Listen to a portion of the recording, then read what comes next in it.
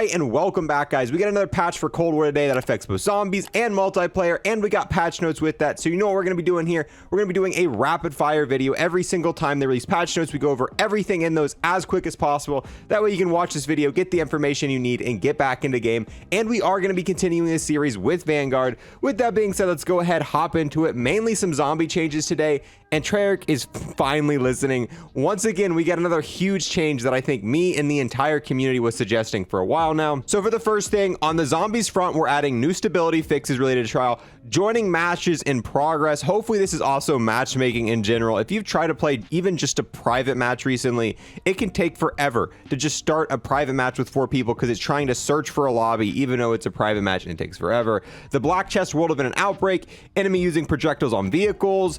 And then the team also continues to work on nailing down a fix for issues that players can experience when applying the blueprint feature. This one has proven especially difficult to reproduce 100% in testing, and we thank you all for the patience. This right now is probably the biggest glitch in Cold War.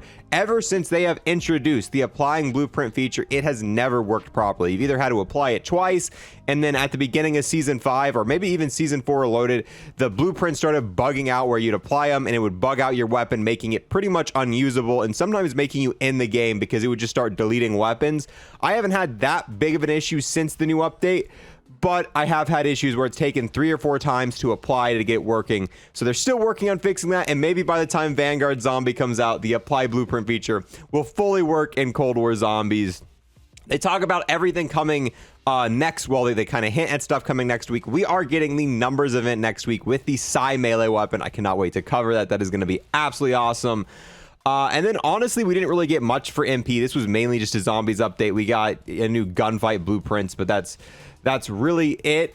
This is the single biggest change in here, and this is what I'm talking about. They're finally listening. Change the rarity of the LT53 from rare to epic to asset with item recognition, or to assist, not to assist with item recognition. So in game now, when you kill a zombie and they drop the LT53, it is not going to be blue anymore. I went in game, test this out. It is now going to be purple. It is the only equipment drop in the entire game that's purple. So you are going to very easily notice it. Out of everything, you'll know right off the bat, hey, that is either a self revive or that is the LT53. And now that you can carry 2 of them, these are so much more useful. I still prefer stuns, and I think stuns are better overall, but I like the fact that you can notice these immediately. And while in that game, I also tested it out. The mule kick bug is still not fixed. If you get mule kick and go to buy the LT53 grenade, you're only going to get 1, even though you can hold a total of 2 of them. They haven't fixed that yet, but hopefully that's going to be fixed in one of the next updates here.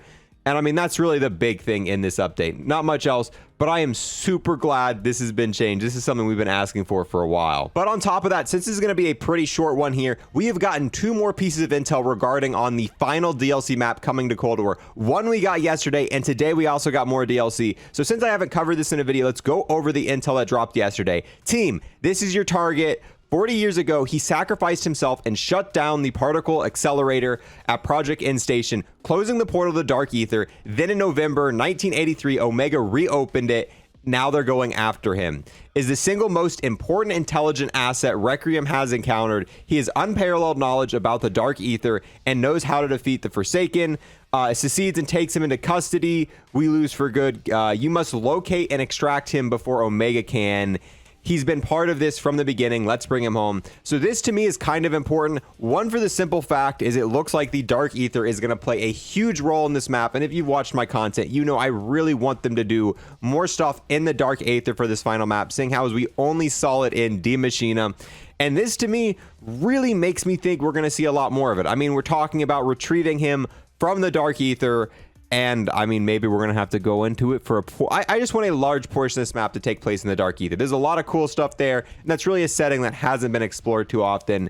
And this to me makes it seem like that they're potentially doing that. And then just today, we got this piece of intel here. After consulting with Dr. Gray and Officer Weaver, I have decided to approve Maxis for Operation First Domino. Over the last several months, she has learned much about her powers and how to control them. She is ready. Unfortunately, she has not been approved to return to Requiem at this time and will fill her obligations from blank, where my team can monitor her and assure she is not at risk of blank. She may be in the field, but assured she has a role to play. I know you have questions, and I appreciate your patience throughout this time. I understand what she has come to mean to you, and will only want what is best for her. Just know that blank, she is safe. So once again, more information, where Samantha is, what's going on with that. And you can see here, it looks like she is opening a portal to the Dark Ether here, or it looks like she's entering it, maybe not opening. I don't know. It looks like she's opening because they're talking about the power she has. So she might have the power to open portals to the Dark Ether, once again, leading to potentially more Dark Aether potential in this final map. That is my biggest hope. If I could just, one thing, I really want big parts of this map to be played in the Dark Aether. But that is the patch notes we got today. So pretty big stuff. I mean, they're working on the blueprint bug. It's not officially been fixed, but they're working on it.